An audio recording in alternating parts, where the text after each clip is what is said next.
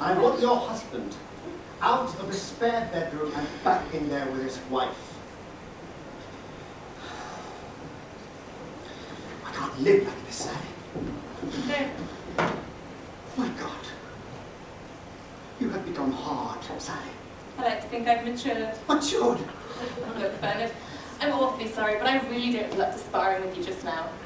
Our marriage is at stake here. Your idea of marriage, not mine. How could you say that? Please, Bernard. Sally, I have never decided on anything without first striving for a consensus of opinion between both of us. Yet in all honesty, darling, I must lay the blame for our marital quandary squarely upon your shoulders. Why? Because that head of yours never listens. And as you could gauge by this mess we are at present, and the effect of your mental status, you're truly devastating. Honestly, Bernard, darling, you really are such a prize prick.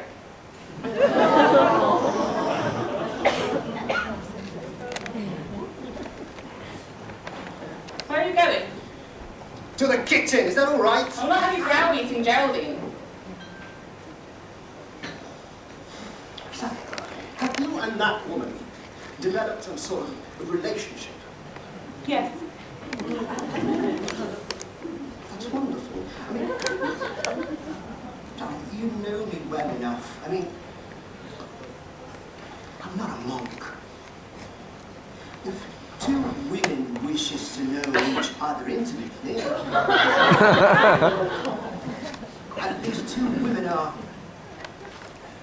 old enough and mature enough to know their bodies and their minds. How your mind does function, Bernard. At least it's only in my mind. You're being obscene. Oh, shut up, will tell you who. Might make a man of you. Quite a tongue you're developing lately, Mr. Longman. Quite a marriage I find myself in lately, Mr. Longman. So, I'm not denying that I may have made one or two miscalculations. When I married you, I thought I was marrying intelligence. The truth is I married an education, in more ways than one.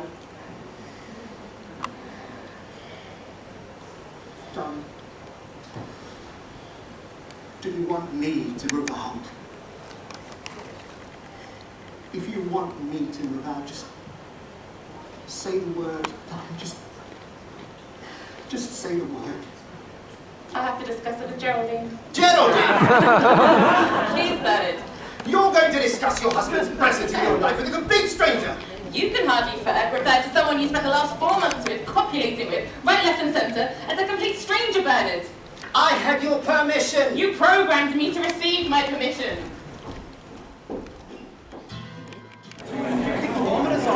Can't tell in a car like that. You know any other officer but me would have written you out a ticket? Fantastic. Automatic gears, electric windows, power steering, stereo tape deck, coloured lights that bloop and bleep all over the dashboard. It's not like driving a car, it's like having sex! People stare at you. When you get out of a car like that, you get out slowly, giving as many onlookers as possible a chance to see who it all belongs to. It's not your car. I'm working on it. You're something. Somebody. A greengrocer practically ruptures himself as he loads fruit and veggies into your boot.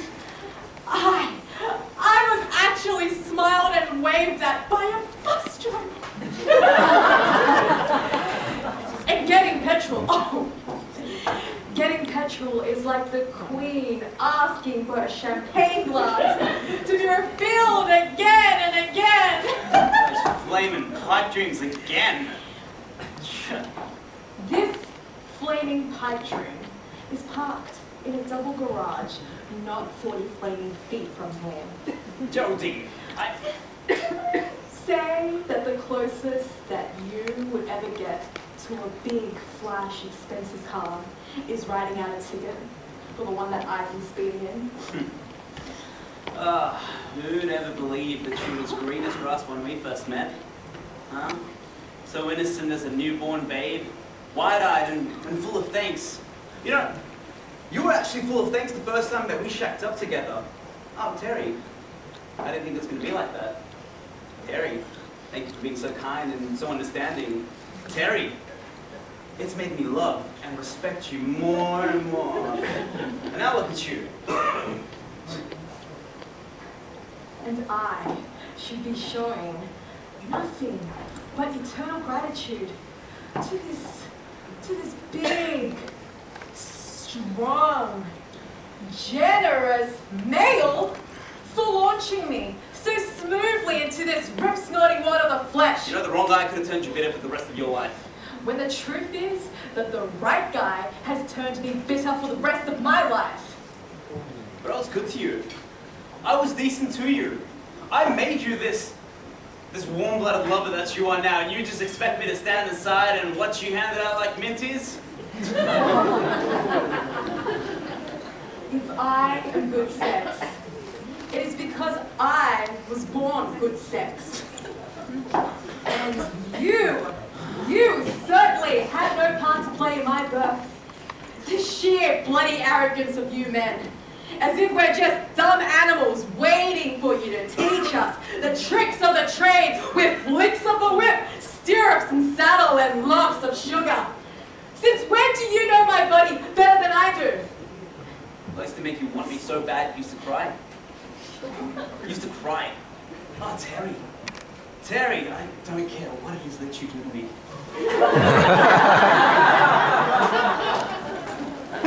And you did it. Yeah, and you loved it. And so did you, but in a different way. You made love. We always seemed to make your idea of love. And worse, when we finished, we'd know that it hadn't dropped a single cent into our bank account. You think that after making love to my wife, I just browsed around, rolled over my bed, and went through my wallet? What did you think about? I went to sleep. Before you went to sleep. Your stupid great motorbike! Oh my God. Look, I happen to like my motorbike, yes, but... What's come over you, Geraldine? I'm frustrated! What? With me and 4 months of Bernard Longman under your belt, huh? Financially frustrated. Well, that's just something I can't seem to satisfy. Exactly. Look, Geraldine, what do I have to do to have you back home? Huh? Please, Geraldine, please, honestly. Tell me, what do I have to do to have you back at home where I want you? Huh? I'll ditch my bike. I swear it. I'll even change my job. Anything, please, just to have you back at home. Terry, you've had your chance. 5 years we've been married, and it's taken me to get pregnant by some intellectual gnome for you to decide that I'm worth making the ultimate sacrifice for. Throwing away your favorite two-wheel toy. It's too little too late, Terry. Too little too late. I'm getting you mad, Geraldine. Are you? Ropeable. Are you looking for my knee against your birthright again? It's all his fault. It's all his fault. Mr. Bernard Longman and his bright ideas. So cool, calm, and collected while I was organizing everybody's sex life to one big, great, enormous pregnancy. Are you finished? I want you. Go ride your bike. Don't mess me around, Geraldine, please. Oh, I'm not messing you around, Terry. And you're never messing me around. Never ever again. That's all there is to say. Oh, no, you wait. I should be close up, not you. The only thing that I shouldn't have picked up was you in the first place.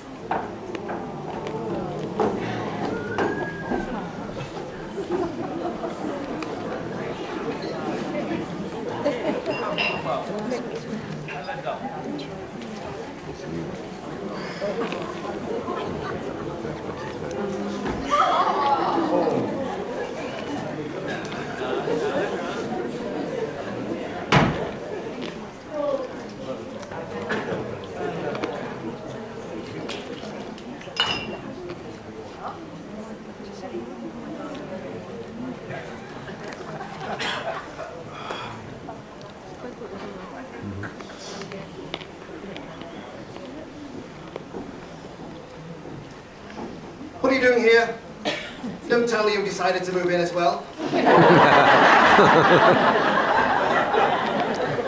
My wife happens to hang out in this place. So does mine.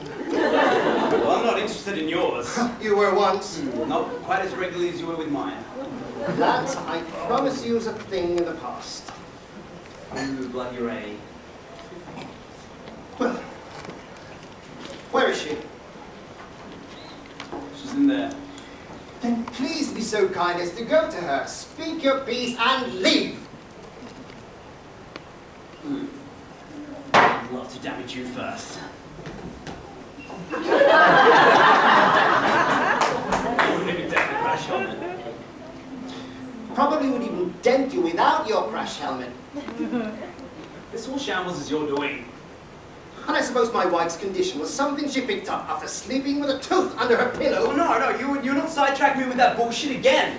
Right? You're the one responsible for putting this whole scheme in the first gear with that dumb ad of yours. And it was set to run smoothly until you stumbled in here out of a drunken haste and into my wife. Oh, you started it. You finished it. You're supposed to be the one with the brains. Well, and even a blind man can see that. You know, Buzz like you was supposed to have your head screwed on so tight that you never put a foot wrong.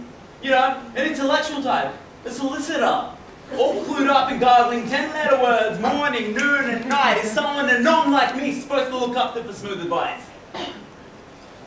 Well, I'm not perfect. Then why do you always go around sounding perfect? Do I? Yes! In which case, perhaps my true vocation is verbal mimicry. If you're not perfect, then you have no right to go around sounding perfect. Still not just bad on my life. Welcome to the club. You know what I reckon? When it comes down to it, you're just as dumb as anyone else in the world. Dumber, dumb. Yeah. You know what else I reckon? I reckon ever since you were born, all your energies have been going to your brain, so there's been nothing left to supply you. You negotiating stank! I'd advise you to put that down, Chief. What a repulsive planet this is turning into! Oh, you are not normal, mate. What the hell is normal? What Adam's been doing since he first looked down in his crotch. You're not trying to get a woman pregnant by placing an ad in the column, you freak. Where's a waste of time on your kind? Your kind only have ears to tell you the difference between the front and the back of your head. What the? Once I get this thing off you, mate, you look at me mincemeat. You simian! Would you like a lend of my crash helmet? It's like asking if I like a lend of your head. Oh, once I get a hold of you, girlie, I'm gonna take the best with your man!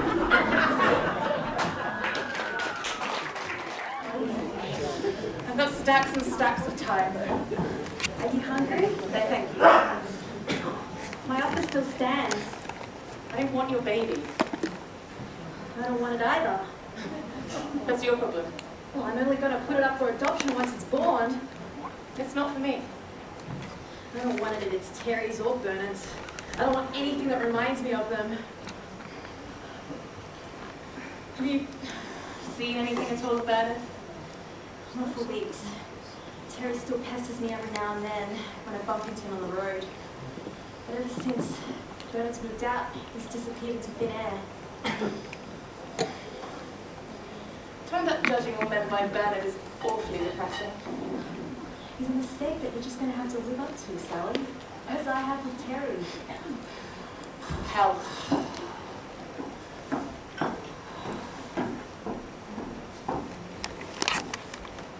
God, I love this place. Straighten up!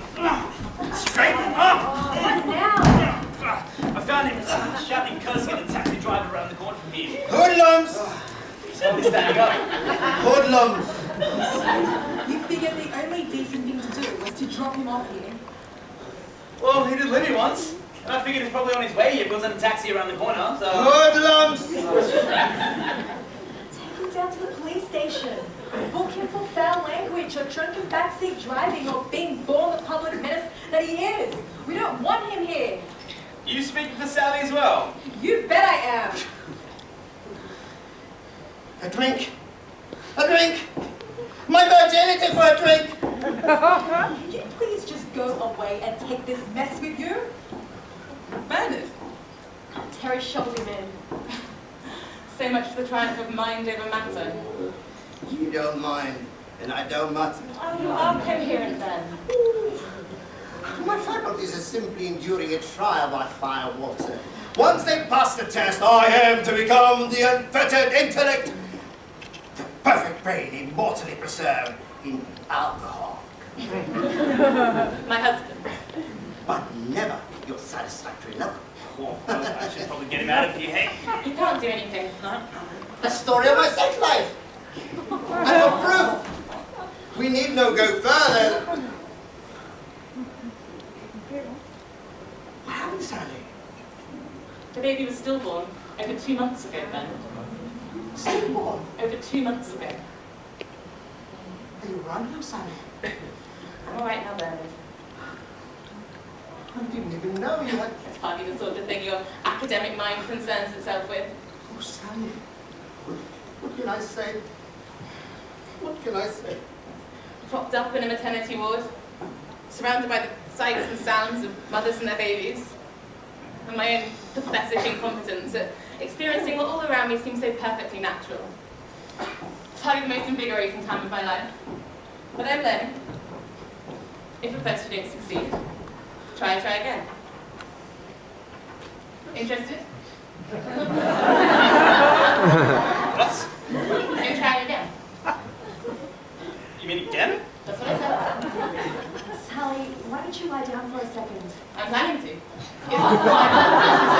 Terry. Well, no, I mean, you just kind of caught me off guard. Oh. She's not All herself. by myself, all right, Geraldine. You can't be thinking like this. Someone help me up! I intend to have my baby. I will have my baby. You can have I mine. want my own. What about your husband? I've experienced a husband. Now I wish to experience a baby. Oh, Sally. How you can consider repeating the past 9 months all over? For God's sake! Have the intelligence to learn by your mistakes. I have. You're a mistake I shall never make again, Bernard.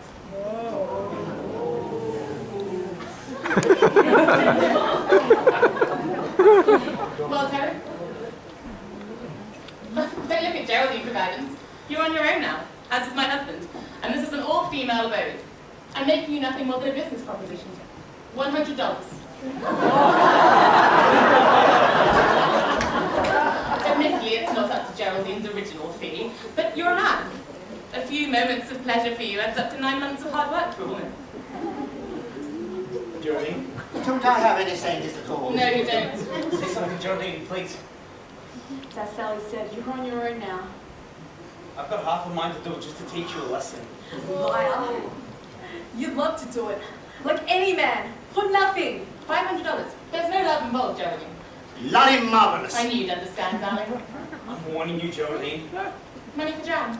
I don't care. Now?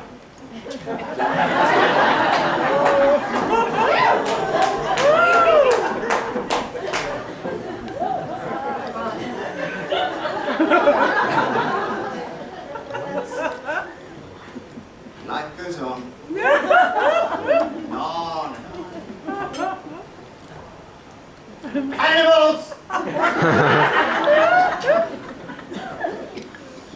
Society is being handed over lock, stock and barrel to a herd of animals.